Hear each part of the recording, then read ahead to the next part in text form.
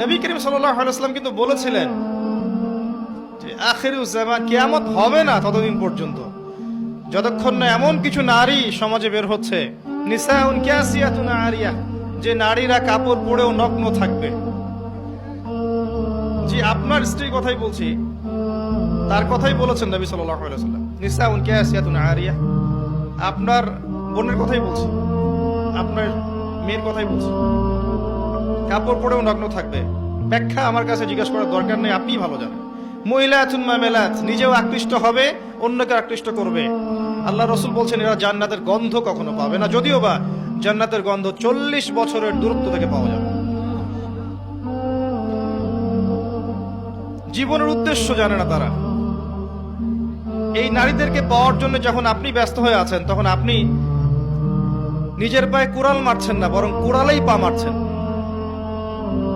এদেরকে পাওয়ার জন্য আপনি যখন ব্যস্ত হয়ে আছেন, তখন আপনি কুড়ালে পা মারছেন, নিজের পায়ে কুড়াল মারছেন। যখন তারা আপনার ঘরে আসবে, কশ্চিন কালেও তারা ইসমাইলের মতো সন্তান জন্ম দিতে পারবে না। তাদের চাহিদা পূরণ করতে আপনার সারা জীবনটা শেষ হয়ে যাবে। আপনার চাহিদা পূরণ করতে, সন্তুষ্ট করতে আপনি হিমশিম খেয়ে যাবেন। দিন একদিকে চলে যাবে, দুনিয়া আর একদিকে চলে যাবে। হাজার চেষ্টা করলেও দেখবেন আপনি দিন নিয়ে চলতে পারছেন। টোটালি ফিতনাময় পরিবেশ।